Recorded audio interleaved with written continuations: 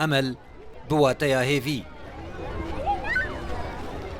ناوێ بووکەلەیە دێوەندام ئاکەچەکە کۆچبەرە سووریە بگەشتەکێ لە ناو ئەوروپایە دیگەرە گەهشتیە بەندەرە مارسەی ئافرانسایی ئارمانجێ بووکەلەیە 3 مەترە و نیف ئەوەکو بالا خەلکێ بکشینە سەر پێداویستیەن بلەزئێن پەنابەرێن جوانێن کوڕاستی گەلک زەحمەتیان دبن گەشتا ئەمەل ji Tirkiye destpêkiriye û dimijdara bêde wê lê şahnişîna yekbûyî bidawî bibe. Amal, c'est une petite fille de 9 ans.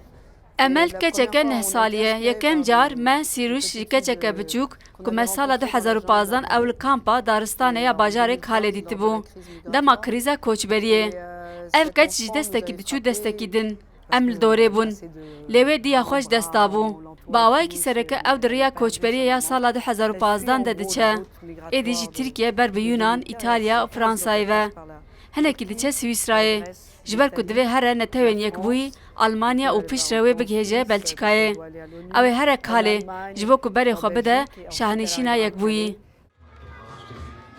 Prodûsera rêzefîlma The Walk dibîne ku karê ew dikin ew ku projeyeke hunerî cîbcî bikin ji ber ku baweriya wan ew e dema hinek hevsoziyê pêk bînin êdî ev dibe destpêka têgihiştin û pêşveçûnê ber biyêndin ve